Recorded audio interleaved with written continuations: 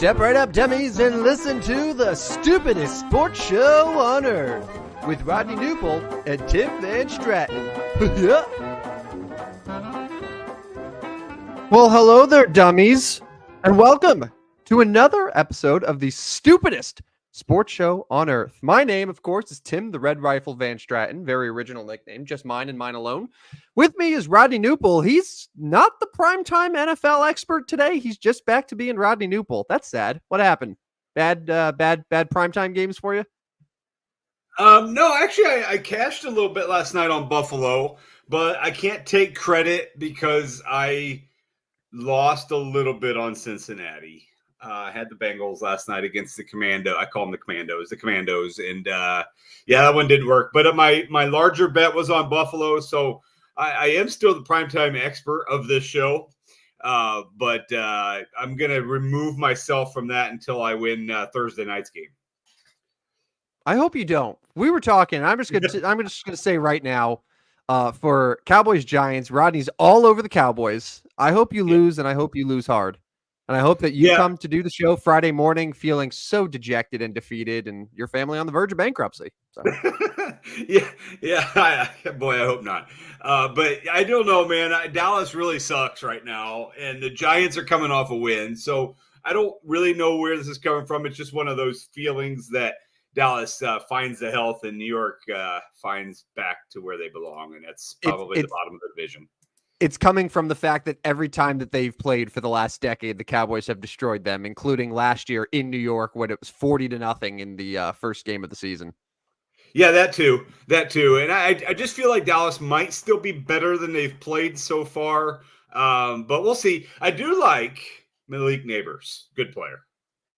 Well, we're going to talk about Malik Neighbors. In fact, we got a lot of things to get to here on episode 9 of the Stupidest Sports Show. Thank you to everyone who's watching us live right now, whether it's on Twitter, we're still going to call it Twitter, not X, or YouTube. So you can watch it in case you miss any of the show as well. All of the episodes are available via podcast, wherever you listen to those. But make sure to give us a follow at Stupid Sports Show, no W, so you could catch some of our tweets throughout the week. We'll be posting some fun stuff there. As we prepare for each show. But enough of that chit chat, Rodney. It was another fun football weekend, college, NFL. Where do you want to start? You want to start pros? You want to start college? Where would you like to begin today? I think we talk pro. College was okay, but like we're a professional show here, right? We are professional. Let's go with the NFL. Yeah. All right. I have a few observations already, and we're going to have a segment just to give you a little bit of a rundown of what's coming up. We're going to unveil actually a couple segments. We're going to have one after this called Overreaction Time, where I've put together, there's a lot of ways we could overreact after 3 weeks of the season, but I have 5 strong overreactions that you and I are going to discuss. And then there's a very special Rodney segment. I don't want to give away too much, but if you're a football fan, you're not going to want to miss what Rodney has in store. But as far as the games over the last couple days, we like to work backwards here since it's fresh in our minds. The 2 Monday night games, obviously, like Jaguars-Bills from the jump was non-competitive. But I think you and I can definitively say Josh Allen is now the best quarterback in the NFL. Yeah, man, he looked really good. And I was mentioning to you, like, I've never been more excited about a Super Bowl pick than I am the Buffalo Bills. Now, don't get me wrong. We're in week 3 of 18. Things will change. They'll go through a lull. But, man, Buffalo looks tremendous. They look fun to watch. And you said it. Everybody on the Buffalo Bills roster scored except for Josh Allen. But he just kept throwing, you get a touchdown, you get a touchdown, you get a touchdown. And, man, they looked really good. Yeah, Shakir, Coleman got his first. Trying to think, Kincaid got one. Some guys I've never even heard of. Like there was like offensive lineman catching him. I just everyone was getting him. He ended up with surprisingly, he only ended up with 4 touchdowns, but I believe all those were in the first half. 263 yards. DraftKings had that one super boost where it was 245 or more total yards from Allen, passing plus rushing that he needed to hit for the game that he cleared at half. Yeah, so, thank you, DraftKings. You're right. Just to give you an idea there. It's pretty good. And then the other Monday night game, real quick, Commanders-Bengals. After week 1, I said Jaden Daniels will be the rookie of the year. or should be the Rookie of the Year favorite. And people are like, I don't know. Caleb Williams, pretty good. And now here we are, and we're having the Tuesday discussions of, did the Bears get it wrong? Is Jaden Daniels actually the best quarterback prospect? And I don't want to go to that, but I do want to say, like, Jaden Daniels looked every bit the star that a lot of people expected. And people have said that there were enough NFL executives around the league who privately had Jaden Daniels above Caleb Williams on their draft board. He was a legitimately great prospect, and he looked brilliant yesterday. He was amazing. Yeah, he looked good, and he looked in command, and he looked like a leader. And I'm not sure we've seen. And again, don't get me wrong, because Caleb Williams and his offensive line and some of his help has not been very good. I get it, all those, but I haven't seen like the commanding leadership that I saw out of Jaden Daniels in Caleb Williams. I mean, I loved it last night. Like, I truly think he was the reason Dan Quinn went for it on fourth down. I feel like I looked at Dan Quinn and he said they were going to punt, and he looked out at Jaden Daniels, and Jaden Daniels was like, "Go, let's go," and he went for it. I could have been wrong, but I could have swore Dan Quinn was saying punt on 4th and 2 or 3 or whatever it was, and Daniels just refused to come off the field, and then Cliff Kingsbury called a nice play, and they went. That throw to Terry McLaurin was really good, really good. That was the moment where I was, well, which one? Because there was the one deep ball that he had early on that then set up for his own touchdown that he ran in. But then the score late to the dagger was, I mean, both of them were incredible. Yeah, because the late score was pretty ballsy, like, yeah. Oh yeah. Do you really throw it deep there? A lot of quarterbacks don't. They take the short gain. They don't want to turn it over. But man, I thought he looked really good. And I mean, so then on the other side, like Cincinnati, like, there hasn't been much talk. And I know the top 5 for first coach to get fired have been released, and Zach Taylor is now on that. There hadn't been a lot of talk about that until now. Now I feel like the temperature has really risen on Zach Taylor, a guy that went to the Super Bowl, but has not figured it out since then. Cincinnati's in big trouble and just doesn't look very good. Their defense not very good. And well, it's the defense because right, like, I don't want to play box score. And obviously we watched the game. Like, Joe Burrow didn't look bad by any means. No. He ended up 324 yards, 3 touchdowns, 29-38. Like, he did well. Jamar Chase, 118 and 2 touchdowns. If you would have said those are the stat lines that they're going to put up, I would have been like, all right, Cincinnati won comfortably, which you expected. And I think a lot of people did as well. But yeah, the defense was really poor. And what really frustrated me with the Bengals is the offense looked great, but every time they got in the red zone, I mean, there were at least 3 red zone trips that I remember where they were in a great position. They were first and goal, probably within 5 yards, and they settled for field goals. Like, they could not actually convert there. And the difference was Washington was converting. Washington for, last week against the Giants, where they had to settle for field goals, they were doing the opposite. They were getting in and they were scoring. Like, they were getting touchdowns, and the Bengals had opportunities. And if they would have gotten one of those as a touchdown, they win the game. So, like, it's the things like that which is upsetting. And when you talk about, like, oh, Joe Burrow's got to go out and win it, like, those are the plays in those situations. Like, he's got to make those throws, because that was and even Evan McPherson missed one. He had been good over the last, basically all of his career so far. They're not doing things correctly, not doing things well, and it's all coming back to bite them. And I mentioned my Super Bowl pick in the AFC, how excited I am about mine. Are you ready to change yours? Well, I mean, naturally, yes. Here's the thing. It's not impossible. It's not impossible because, again, there's a couple benefits working for the Bengals here. Number one is there are 2 other teams in their division that are also 1 and 2. So it's like, it's not like there are 3 teams that are all 3-0 that they have to overcome. And Pittsburgh's obviously undefeated, but, like, are the Steelers going to be for real? Or are they going to be a division winner 1 seed? I still don't think so. I have my doubts. But the Bengals have a last place schedule, right? I think it's the 3rd or 4th easiest remaining schedule in football. Starting with week 4, they play Carolina. obviously the Carolina. way that this season has gone, nothing is given, and Andy Dalton, in a revenge game against Cincinnati, like all bets are off. I suppose you can't really say anything. So for those reasons, I'm not going to say the Bengals are officially done. All I need them to do is just get into the postseason. But yeah, like there's a reason that only 6 teams ever that started 0-3 have gone on to make the playoffs, because it's freaking hard. Like it's hard to do that.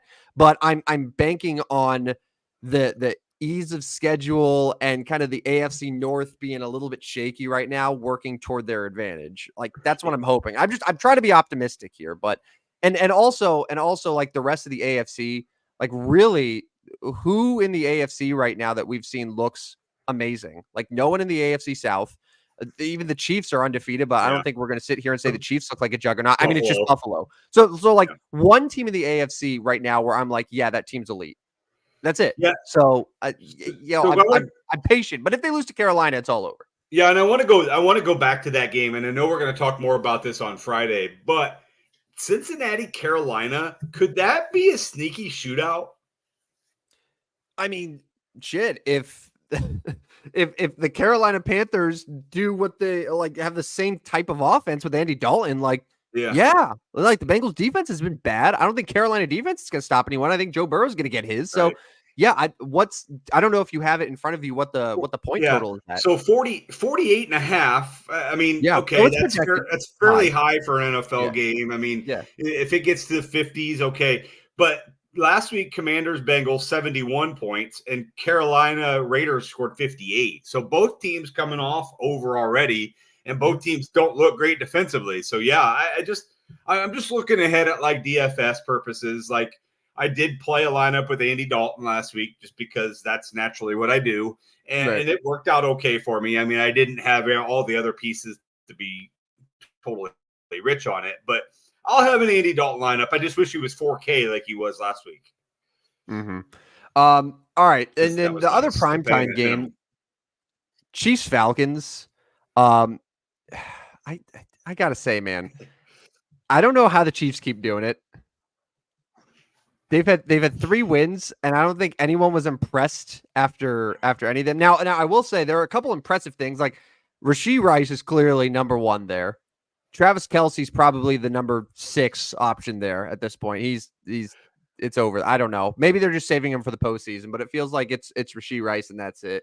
Like Carson Steele was fine, but like Mahomes doesn't look amazing, like at least compared to Josh Allen. And maybe I'm just being sour and being a hater here because I thought the Falcons would win that game outright, but like, this is a couple games now. Like the Chiefs got bailed out by that penalty in week 2. They won by a toe in week 1.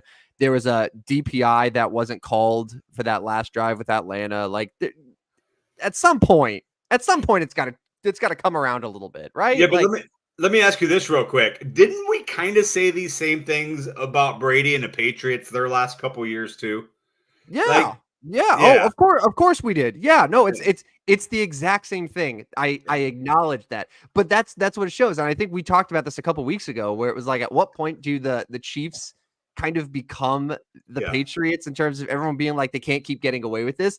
And it's like, I'm looking at them and it's like, I don't see a Super Bowl champion right now. But what I do see is they're 3-0. They have Mahomes, who is, once the postseason rolls around, it's a different ball game. And it was the same thing with Brady. Like and even late last year, I don't think anyone was thinking that they were going to be a Super Bowl champion. And then bam, they were again. It's the same thing. Yeah. I mean, are we getting bored with them yet? I mean, I don't love watching Chiefs play right now. No, that's what I'm saying. Like it's not the Chiefs of 5 years ago, where it was Mahomes throwing for 5,000 yards, 50 touchdowns, and you had Tyreek Hill running deep routes. Now it's a lot of short stuff. It feels like this is going to be a very middle of the road offense in terms of points and yards per game. Like they're scoring mid-20s every game, right? Like between 22 and I mean, 26 points. 25 a game. They scored 75 points. They've given up 62. So they're winning 25-20 about every game. Yeah. I mean, it's not what we we saw from them 5 years ago. Certainly, it's definitely not that, but it's a different identity. They've transformed over the years, and like last year, they had that elite defense that really helped carry them. Yeah. So, Yeah. I mean, yeah. And I mean, hater. only giving up 20 points a game this year. The defense has been pretty good again. Right. Like, and they've had a tough schedule. Like Ravens, Bengals, Falcons. Those are three teams that I said would be in the playoffs, and I think you probably said would be in the playoffs as well going in. So it's not like we could be like, oh, they've just beat up on bad teams. I don't know. I'm just a hater, but they got to go to the Chargers, face Harbaugh. I wouldn't be shocked if the Chargers win that game. I really wouldn't. Like, no, I would not either. I would not either, especially coming off a loss. They're going to be a little bit more prepared. Divisional games, seems like divisional games are always a little bit tighter. But yeah. What is that? That's a 8.5 points. Oh. I mean, I think you got to take the Chargers, but we'll get to that Friday. Right. Well, okay. So that leads to something that I want to do now. Obviously, all of us and everyone listening, like we watched football on Sunday. I'm not going to sit here and recap the scores, but this is another weekend that the underdogs completely dominated, and not just covered, won outright. So I'm just going to tell you some of the underdogs that were just clear underdogs that were outright winners. Giants were what, 5-6 points, won outright at Cleveland. I don't really count the Packers as an underdog. They were only 3 points, but in terms of like legitimate ones, like the Broncos were 6.5. They demolished Tampa Bay. The Panthers were considerable underdogs, demolished the Raiders. The Rams were 6.5 point underdogs. They came back, they beat the 49ers. Like that right there, those are all just outright winners. The Commanders on Monday night were 7.5 points going into kickoff. They won by 5 points on the road. Which of those was the most surprising to you of all of those outright winners? Denver going to Tampa and smacking down the Buccaneers was surprising to me, because I still don't think Denver's any good, and I'm starting to wonder if Tampa Bay is just not very good. But I will say, and you didn't even mention this one, Minnesota, the magnitude of how they beat Houston surprised me big time too. I'm not surprised Minnesota won that. You know, I am high on Minnesota and will continue to be high on Minnesota, and that's really because of coaching and a kind of a new look Sam Darnold, which, by the way, he might be hurt, which will just kill the Vikings. But it's 34-7 Vikings over the Texans. That probably would be my biggest surprise. I'm not overly surprised by the Giants beating the Browns. I mean, it's Deshaun Watson. Like I will never trust him on or off the field, by the way. And then Carolina. I mean, are we surprised the Raiders laid an egg? Not really. I mean, maybe because they gave up 36 points to Carolina, but it's the Raiders, like they always lay eggs. So that one didn't surprise me that much. Real quick, what did you think about the Antonio Pierce quote where he questioned his team efforts, in case anyone missed it? So Antonio Pierce in the press conference, after they get demolished by a bad Panthers team, he said, well, it's clear some of our players were out there making business decisions. So, going forward, we're going to make some business decisions of ourselves. You're questioning guys' effort. And I guess some people had a problem with it. Honestly, I didn't. Like, it's Antonio Pierce. He's pretty recent. He's one of the younger coaches in the NFL. Like, he gets the players and he demands a lot. Like, he's a Super Bowl champion. Like, he's a well-respected guy that the team rallied around last year. Like, I think that he has every right to call it as he sees it. And to go from a huge, potentially season-defining win at Baltimore to then what you just did and what you let essentially a backup quarterback do to you, the worst team in the NFL in your own building, like, go ahead, call him out. Like, he didn't call out any specific player by name, but I think he was in his right. I didn't have a problem with it. No, I don't either. And I didn't watch that game specifically. I don't know. Was he calling out Devonta Adams with only 4 catches, 40 yards? No, it was just some like defensive players too. I mean, Chuba Hubbard was 21 carries, 114 yards. And you could see some of the replays where guys are just really not attacking the ball carrier, like, because they didn't want to just get real physical, get involved. So that's kind of what he was saying, business decisions of, hey, I'm not really going to lay it all out there because I just, and that's too bad too, because I think that was the Raiders' first home game, right?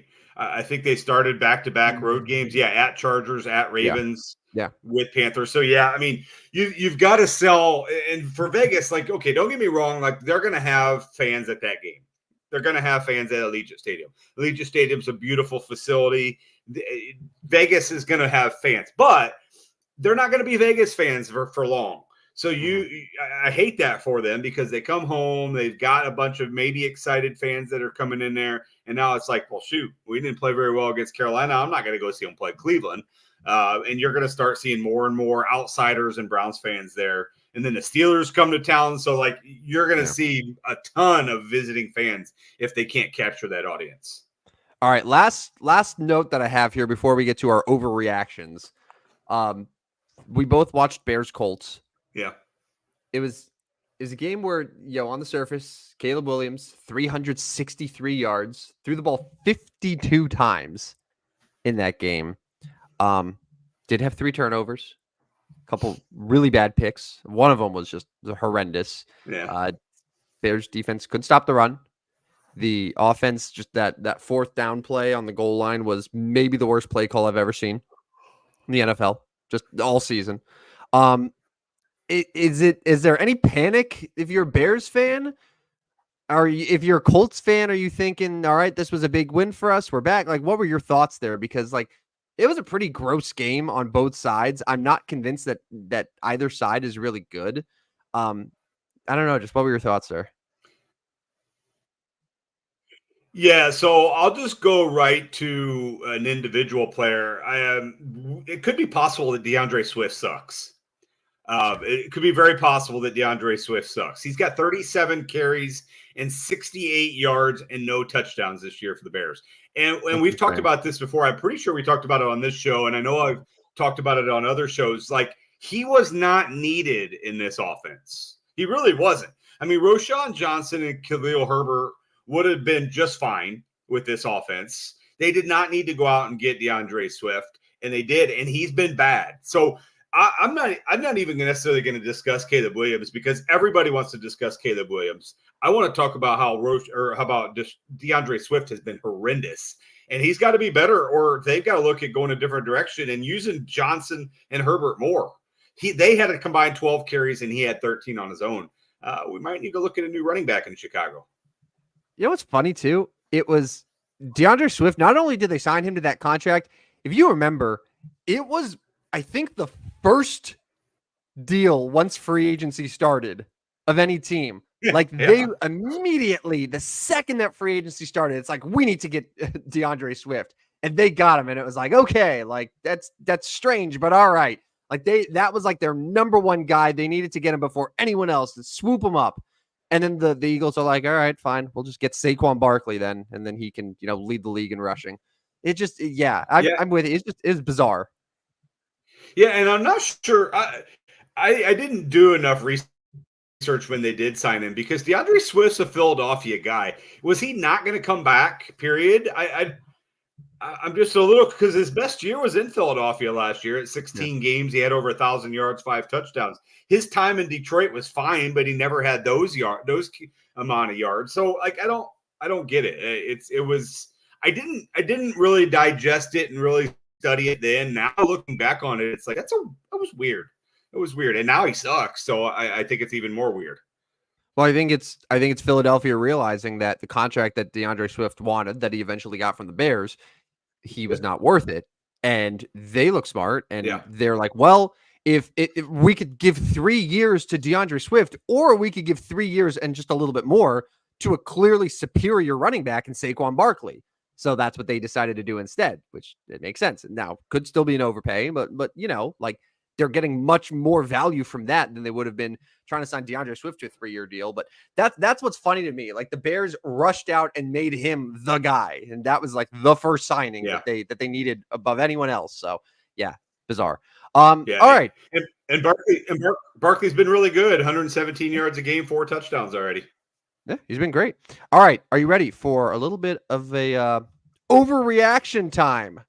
We're 3 weeks in, but There are some things to discuss. Honestly, we could do a whole hour show of NFL overreactions. I tried to narrow it down to 5 as best I could. So you've already touched on one, and we'll start there. Overreactions. Sam Darnold and the Minnesota Vikings are the NFC North favorites after 3 weeks. Yeah, and I know last week we had my buddy Kevin who jumped in, who was a Vikings fan, and he was nervous about that game. And I said all along, like coaching kind of changes things for Minnesota, and I really think that's the big difference. And then a rejuvenated, different look Sam Darnold, but his injury I don't know. I haven't heard recently if he's serious injury or not, but yeah, I mean they're the favorites because Detroit and Green Bay are good, but I think Minnesota looks better right now. So yeah, I'm going to go with yes. This is a right reaction. What's crazy to me is the Viking. Okay, you're 3-0, right? But all 3 of your wins, you looked dominant. Yes. Like, okay, Giants, not a very good team, but you crushed them, and at no point were the Giants close with you. 49ers, granted 49ers have some injuries, but also like that's still the defending NFC champion coming into your building, and the Vikings took control early. Even when the 49ers were trying to claw back in later on, the Vikings would score, give themselves some insurance. Like they pretty much controlled the game from start to finish. And then obviously the Texans, a 2-0 team, a potential Super Bowl contender, comes in, one of the best young quarterbacks in the NFL, and you obliterate them. I mean, CJ ended up 215. I don't know how many interceptions he ended up with. I think he had a couple, but like the Vikings from start to finish were great. So they're not just winning; they're annihilating these teams. So yeah, I'll say Detroit's still the favorite because Detroit and Green Bay are also each 2-1. So, and I'm still going to put some respect on a team that I think is still a Super Bowl contender in Detroit. But I mean, I was dead wrong about the Vikings. I thought this would be in the conversation for worst team in the NFL, and I was dead wrong here with Darnold, with the coaching. I clearly underestimated their coach. Like O'Connor has been great. Couple things I do know about the Vikings. They have the best receiver in the NFL.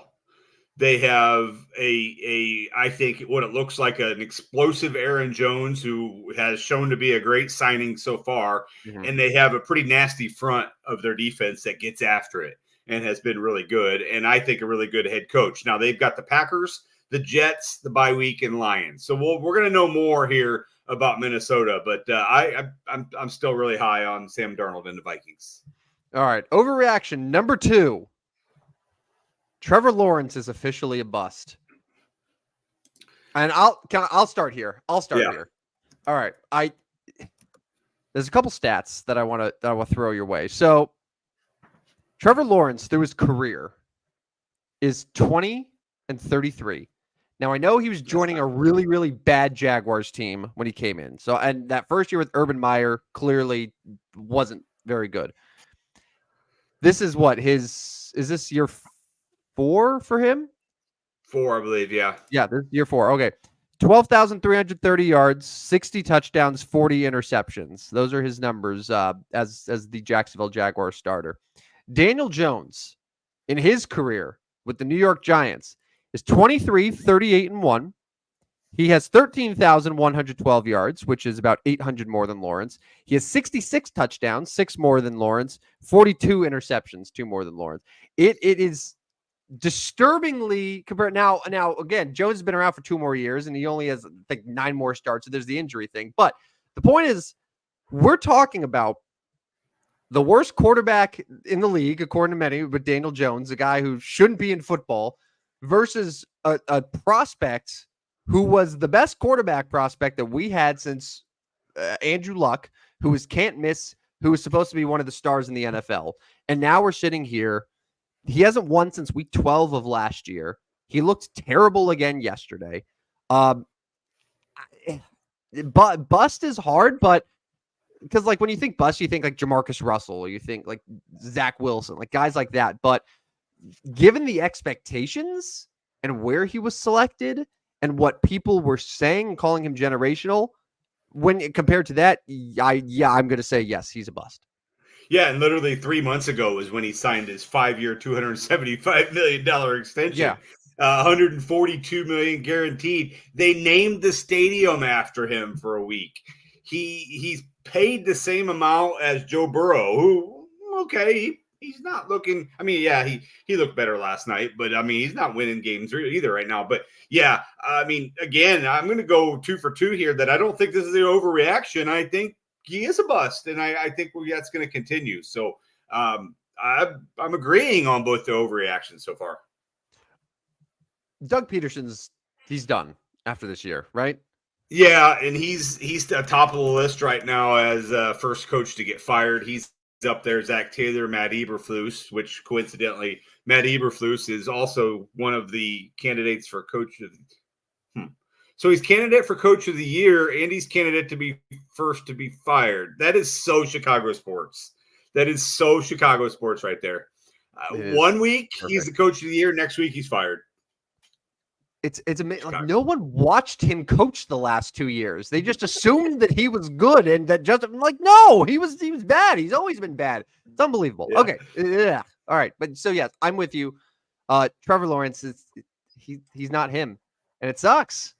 It sucks, and for whatever reason, but it's not like they've given him talent.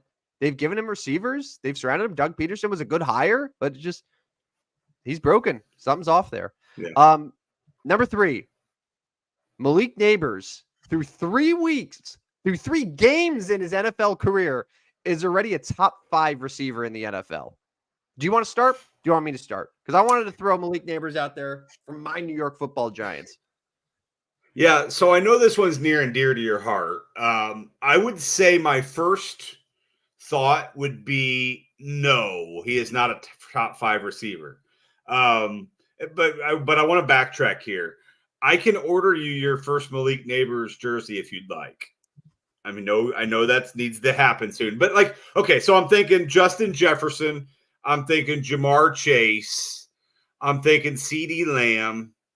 I'm thinking probably Amon-Ra. Okay, so there's 4. I'm thinking Tyreek Hill. Those 5 are still better. They're not probably. They are. I know Malik Neighbors has 271 yards and 3 touchdowns through 3 games. But come on now. I'm not going to go top 5 yet. Top 10, yes. Top 5. No. Go ahead. Sell me. All right. I'll give you a couple of those. Like, I'll give you CeeDee. I'll give you Jamar. I'll give you Jefferson. Tyreek certainly the most explosive, but through 3 weeks, where's Tyreek Hill been? We have not seen much of Tyreek. And maybe this is the beginning of the decline. Amon-Ra, we haven't really seen too much of him to the point where he's the number 1. I feel like Detroit's offense sort of revolves more around their 2 running backs at this point. Malik Neighbors, and this is the reason why I'll take the bait here and say Malik Neighbors has already ascended into this category.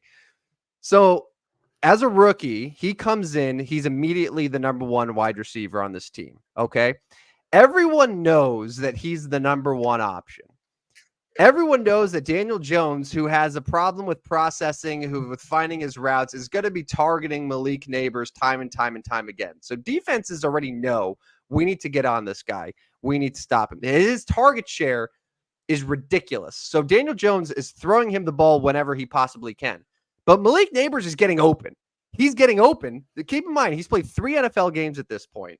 He's getting open. He's getting catches. He's the first player in NFL history to record at least 20 receptions, 250 receiving yards, and 3 touchdowns in his first career games. Basically, it's the best start that a wide receiver has ever had to their career through 3 games. Not to mention he's only 21 years old at this point. And he's doing all of this with a quarterback who's in the bottom 20% of all quarterbacks, according to everyone in the NFL, probably myself too. So, like, if he's doing this with Daniel Jones, knowing that defenses know that he's going to be the guy and the only guy that's a threat on that Giants offense right now, and he's still putting up these numbers and making those ridiculous catches, like, what's going to happen in 8 weeks from now, a year from now? Where's he going to be? So, for those reasons, I think that talent-wise, he certainly is there. Now, there are a lot of really good wide receivers in the NFL. So maybe Malik is on the cusp of the top Yeah. 5. But I feel if we revisit this conversation in 2 months, you will definitively say yes, he has made it to the top 5. And to me, he's been the best of the rookie receivers. I think he's been better than Marvin. He's been better than Odunze, and those two have had pretty solid starts as well. Brian Thomas has also looked really nice in Jacksonville, but Malik Neighbors, he looks like Odell Beckham when he first came into the league. And I think Odell Beckham by halfway through his rookie year, everyone was saying he's already one of the top receivers in the NFL.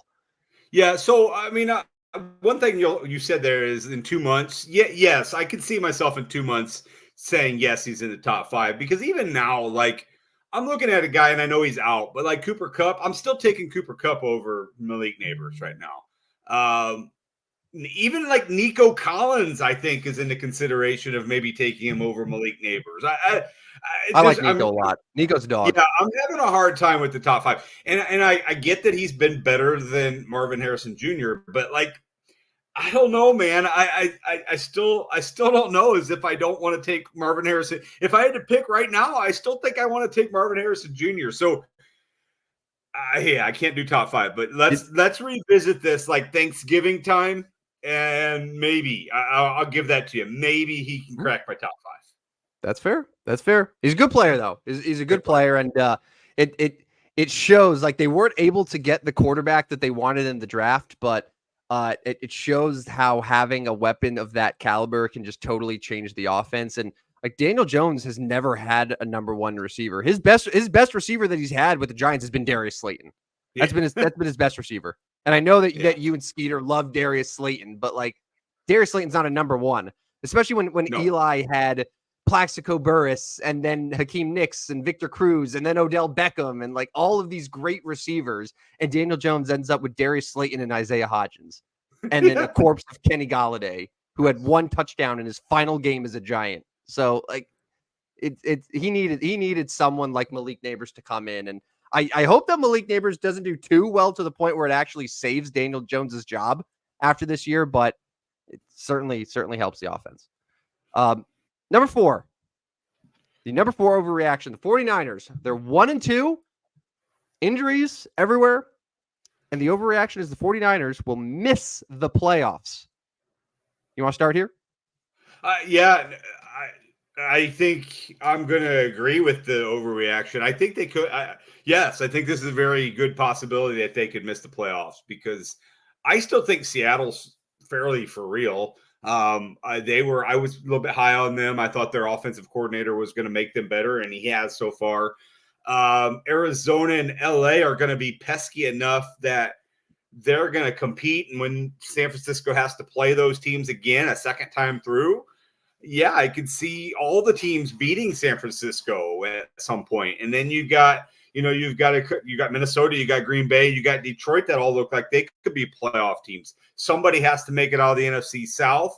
And then you got, Philadelphia and maybe, I don't know. I don't know if Dallas can come back to life. But yeah, I could see, yes, I think the 49ers could miss the playoffs. I don't know about will, but yes, I very well think they could miss the playoffs.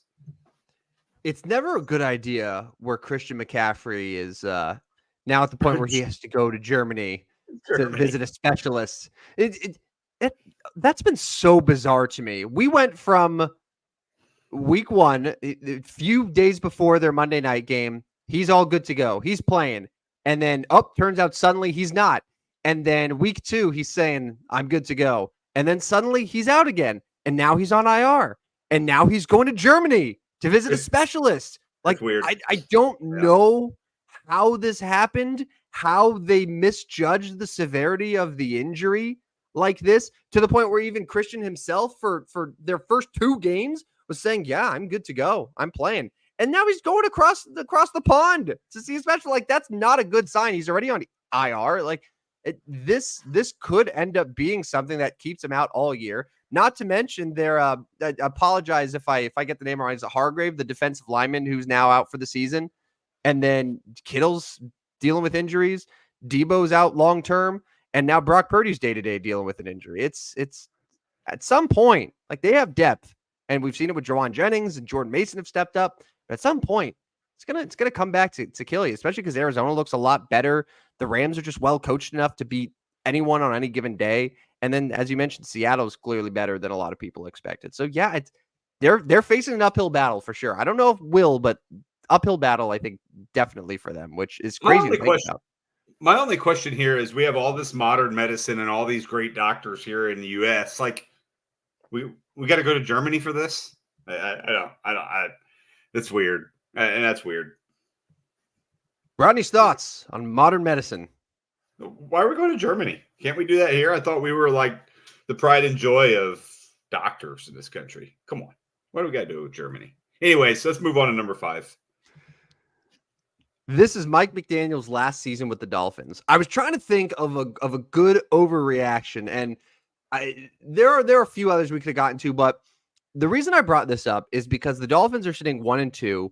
Tua being on IR obviously keeps him out for a few weeks, but just given the concussion and everything, there are a lot more long-term questions about just him overall. It kind of feels like the Dolphins window is closed. If it's open, it's by a sliver at this point. But it seems like Mike McDaniel, the kind of the gimmick is wearing off a little bit. And one of the reasons why I think that this could be his last season with the Dolphins and why if it's a bad season, he may be fired here is because he developed an offense that was supposed to be something where they could throw in any quarterback and they could succeed. Under Brian Flores looked nothing like what he did with Mike McDaniel. But it seems like if something happens to Tua and they have to throw Skylar Thompson in or whoever, Tyler Huntley at some point, I'm sure will get into games. Like everything sort of collapses. So it feels like this would be a point where, depending on Tua and the concussion and how they decide to proceed from there, Tyreek Hill has gone on record a couple times over the last few years and said that he doesn't want to play much longer in the NFL. So it could be one of those things where the Dolphins are ready to just hit the reset button in a few ways. And one of those could be Mike McDaniel being shown the door. So it's kind of a questionable overreaction, but to me, I think there's a legitimate chance that this could be it for a coach who last year we were saying was the offensive genius in the NFL. Let me just ask you one question. Does Bill Belichick take his talents to South Beach? No. No, I don't. There are a few teams. Can I give you my 4 teams that I think Bill is most likely to go to? Sure. I think the Jaguars. I think the Eagles. I think the Giants. And then I'm trying to decide between the Eagles and the Cowboys. I'll probably say Eagles. Oh, no, I already said Eagles, right? Yeah. I already said Eagles. And then, so not Cowboys because of the power struggle with Jerry Jones. I'll say Bengals. So like Bengals, Eagles, Giants, Jaguars, I think are the four Belichick teams. I don't see Dolphins just for whatever reason, because kind of what I was saying, it could end up being a scenario where they have to reset because they got a lot of veterans on that team and they might have to blow it up here at some point because they really went all in on the last couple of years and they couldn't do it. Right. No, I mean, I don't have much more to say about Mike McDaniel's last season with the Dolphins other than, I think this very possibly could be. And I don't know as if we're going to see a turnaround this year. It just too many things are going against them. And I mean, I don't know who's going to play quarterback for them is the problem. And so I would agree with this one. All right, so those are our overreactions. And now, Rodney, we're going to unveil a new segment on the Stupidest Sports Show. This is called Noople Notes. Or should it have been Noople's Notes? This is really stupid. This is a stupid segment already. No. So, all right, this is something that you and I came up with a little bit before the show today. So every now and then, Rodney is going to have some thoughts on things. It could be different each time, but they are Noople Notes. The silent K, by the way, in case you're just listening and in the podcast version down the road, a Noople is spelled with a silent K in front. Yes. And so is notes. So it's like canoodle connotes. That So that helps you visualize here. But every time there's a Newple Notes on the Stupidest Sports Show on Earth, Rodney will be giving his thoughts, his opinions, his feelings on something. And this first introduction to Newple Notes are NFL Power Rankings, where Rodney has been in the lab for pretty much since last night. He's been up for 24 hours straight at this point. He's delirious, but he's been cooking up his top 5 and bottom 5 NFL teams. So, Rodney, I'll let you take it away here with let's start with your top 5 in descending order for the first edition of Newple Notes.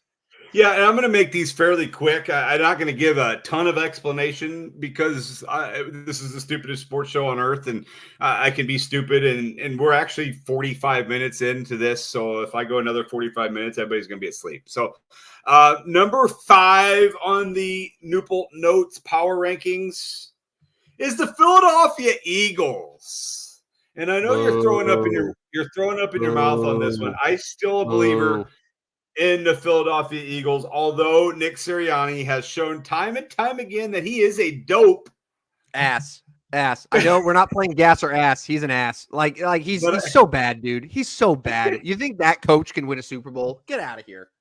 But I've got the Eagles number 5. So there's 5 teams undefeated in the National Football League, and I offended Pittsburgh fans by including the other Pennsylvania city, and then put the Eagles in over the Steelers. There's a bunch of 2-1 teams. Eagles are my top 2-1 teams. They are number 5.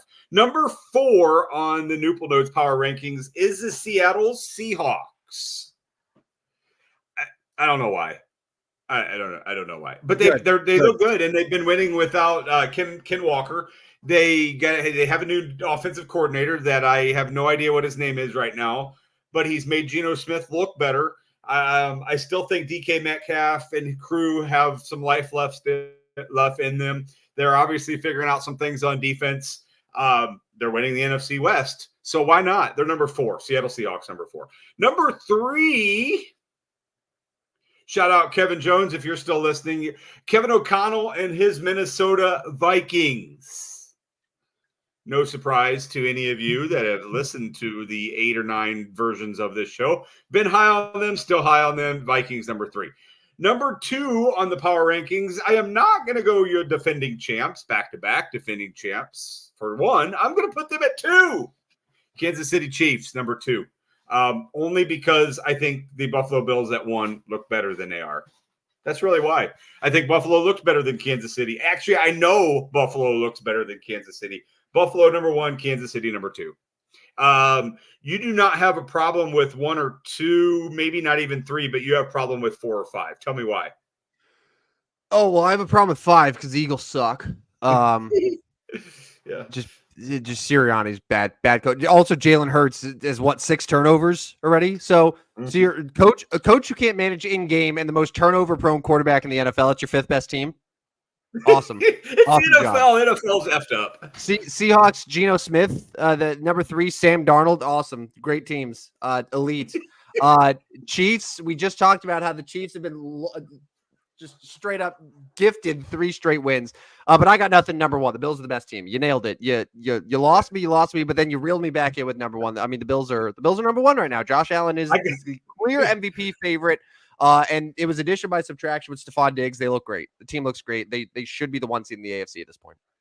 Moving to the bottom 5, I'll start with 28. 28 is going to be, and this is actually quite an upgrade for this team. The New England Patriots, because they were probably supposed to be 32. They are 28.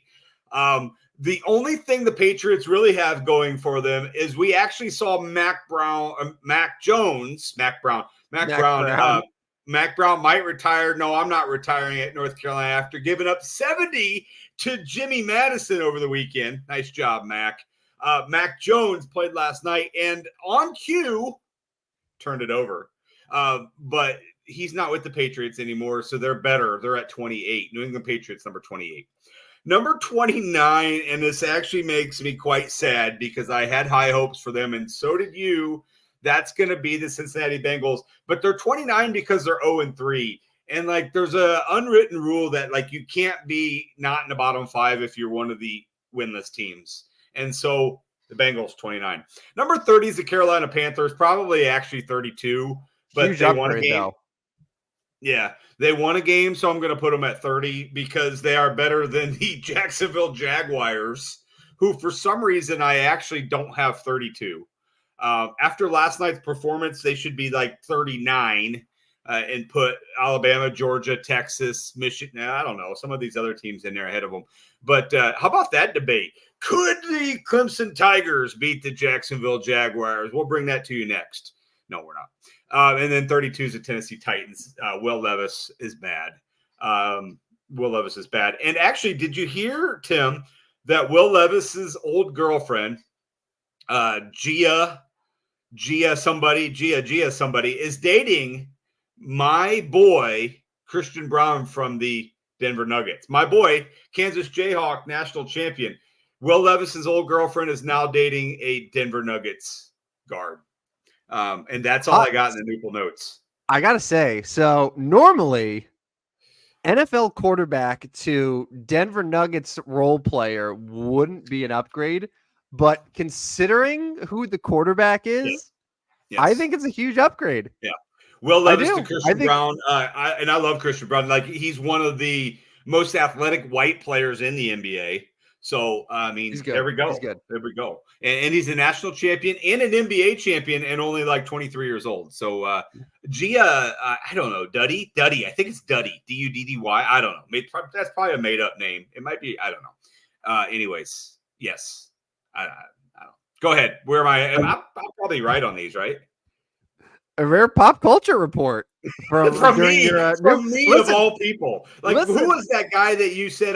Who was that guy that you were so mad about? I didn't know. Don't do this. You know exactly who it is. No, I don't. Tell me who it is. Who was the guy that you were so like? You spent weeks about this being so mad. I did not know him. All right. We have 53 people on the stream right now. I would love for people to comment whether they're watching on Twitter or YouTube right now. Do you think it's insane that what are you now? 41? I'm 42. 42. Yeah. All right. Do we find it insane that a 42-year-old American man who is somewhat plugged into just society has no idea who Jason Sudeikis is? Yes, that's him. That's who that was. Yes. I like, you're so full of shit. Like, it still upsets me. No, I'm not. Skeeter didn't know either. Skeeter knows. Of course Skeeter knows. And like, that's the thing. If Skeeter knows, then like, how do you not know? I don't think he did. Yes. Yes. It is insane for someone at this point not to know who Jason Sudeikis is.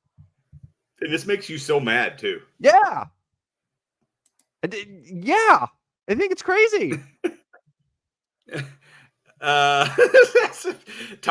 Tyler says this has to be a bit. I've seen it put on. Yeah, there we go. That's what I thought too. Like, I still think that you're bullshitting. Like, I really do. I think there's a part that I will never believe that you actually like don't know who this person is.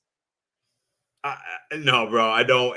But I do want to give a quick shout out to Tyler. He's one of like 12 left in my Survivor. 220 start. 12 already. Only 12 guys are left, bro. Like, top 5 teams in the NFL Survivor all lost last week. So he's in the running to be very rich here in a couple weeks. I'm sure that's just what Tyler needs, is another $2,200. Speaking of losing, let's get to our best bets for betting recap. Yeah. God. And here, okay, can I think it's obnoxious when people are like, oh, look at how much money I won. And they just like, they make it like a measuring contest, whatever. But like I hate that. Yesterday, I sent you a photo. I had one of my best days I've ever had for gambling. I put in 8 bets. I won 7 of them, including one of them was a 3-leg parlay. Like, I was amazing. It was amazing.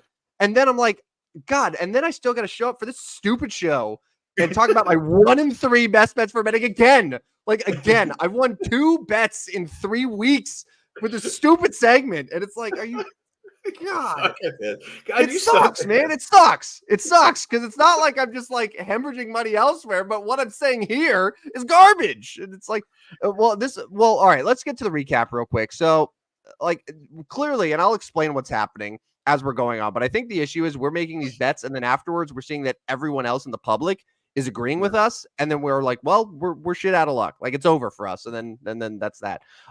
Your first best bet for betting, we'll just alternate here. USC -5. I was also on this. I like the Trojans. It looked great, and then the guy decided, hey, you know what? Let's not tackle the runner, and let's let Michigan just get right down the field. And like, I'm sorry, but what did Michigan end up with passing yards? That orgy guy who can't throw the ball. Did he throw for like 35 yards? Yeah, not very good. But I had an idea real quick. So you suck at this so bad that maybe you should get sponsored by DraftKings and like do them as you're walking. No, I'm not going to comment on that. All right. Yeah, USC -5 didn't work out for me. Moving on to the next one. My win. And funny, this game was not a shootout. It was not. It was Tennessee showing that they can win a little bit with their defense, but they did it. They covered. It was not very exciting, but the Vols, man, they're for real. I like them. A good team. Nice little team there in Tennessee. That Nico guy, I saw some people saying that he is the top quarterback prospects for 26. Yes, and the only thing that might put him at jeopardy of that if he keeps hanging around with Morgan Wallen. He went out on the stage with Morgan Wallen this last weekend there in Knoxville, and Peyton Manning. Who else was with him? Yes. Peyton Manning in full uniform. Which is awesome. And Josh Heupel, who is actually one of the more dopier looking college football coaches in the country. But anyways, yeah, Nico's good. Tennessee's good, and good bet by you. Well, that's all that there was for me. That was my only bet. We don't have to discuss the others. Rodney, number 2, USF had 17.5 against Miami. Miami ended up winning. What was the final score? 50-15, something like that. Yeah, so my 21-year-old nephew was at this game living in Tampa. I thought, okay, this should be a good game. I actually am kind of ashamed of myself because I'd like to see Miami in the college football playoff. Fun for college football. I think Miami's pretty good. But I actually thought USF might be able to hang with them in Tampa. They did not. So it's got to be, Tim, it's got to be they know something on Alabama, right? I mean, that's the only way that they can continue to compete with Alabama. It's somewhat relative, and then go and just get blasted by some of the other teams. So lost. I'm going to quit college football betting. Yep. I'm going to quit NFL betting at this point. I think I'm going to stick to player props. That's my issue. I'm failing miserably at the spread. I had Saints 2.5.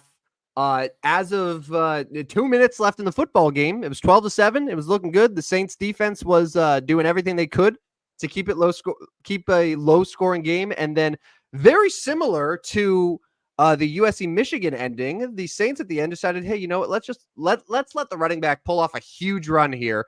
And Saquon Barkley with a minute to go, gets him in range, and they win the game. And that's all she wrote. That was that. So. Number 3, this is where you turn around, Rodney. You had your former Rams 6.5 points against the 49ers.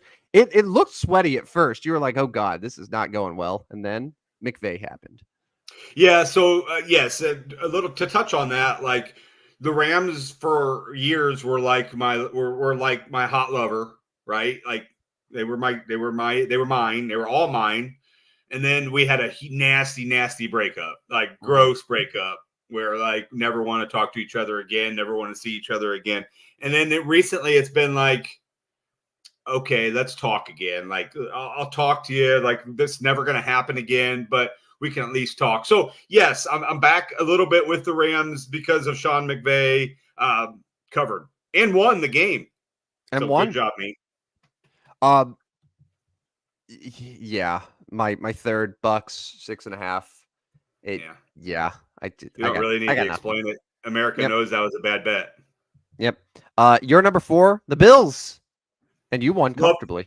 Love this one, and it worked out pretty well for me. Never in doubt. Like I said, had a nice bet on it last night. I don't need to explain it anymore. America knows that was a great bet. America does know. America also knows that the Falcons were robbed. Yeah, Robbed, they I were. say. Yeah, they were. They actually were. You're not Falcons. wrong on this one.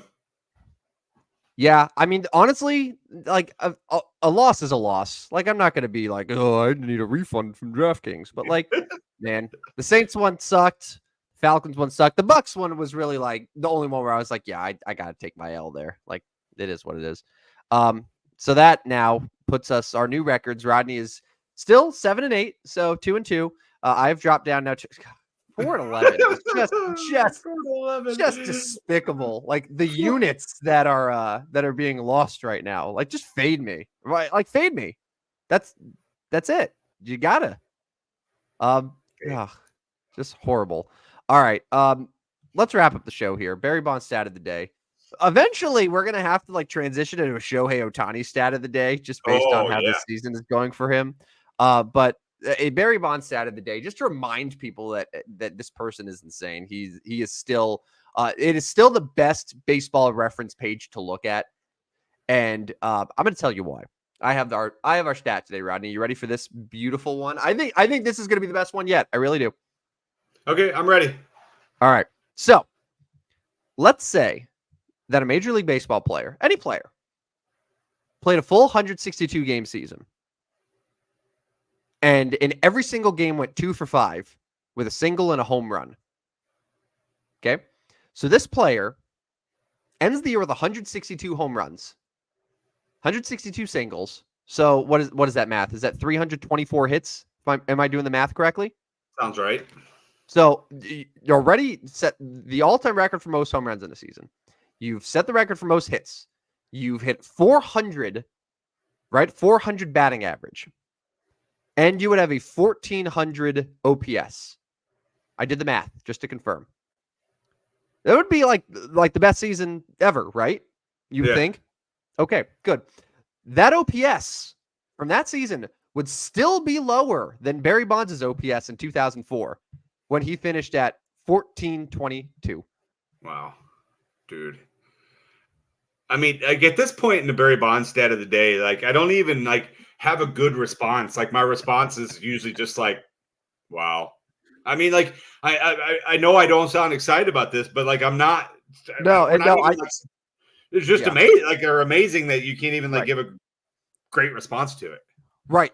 Like so that 2004 season, because the OPS, which is just insane. So that was caused because his slash line. So he hit 362 that year, but OPS, on base and slugging, his on base percentage was 609, and his slugging was 812. Wow. Like that's insane, dude. So yeah, there you go. A 400 batting average, 162 home runs, 324 hits, and it would still be an OPS lower than Barry Bonds in 2004. Incredible. Yeah, see, I mean that's type of sponsorship opportunities to sponsor the Barry Bonds stat of the day. This could be you putting your name on this statistic. Doesn't get better than that. Yeah, and that's what I was going to say before we wrap up is a week from today is October 1st. And I'm going to have a bunch of news, a bunch of opportunities to be involved with the show. And, you know, maybe you have a workplace that would like to get involved with the show or know a group that would like to get involved with the show. But I've got a handful of announcements. We won't do them all via the show, so you'll have to stay tuned to our Twitter where I can announce them there and, you know, get an email and stuff like that together. But some opportunities for all of you to join the show, including the Barry Bonds stat of the day, which I think we need to put a little asterisk in there that like this could turn to a Shohei Ohtani stat of the day. And then maybe later it could turn to like, I don't know, we could go back to like, I mean, we could always go to like Michael Jordan or somebody like that, LeBron James, you know, like, yeah, I know. Yeah. Anyways, we'll be the Barry Bonds stat of the day until it's the Shohei Ohtani stat of the day. Yeah. Sounds good. Well, that wraps it up here. Reminder that you can follow us at Stupid Sports Show on Twitter, no W.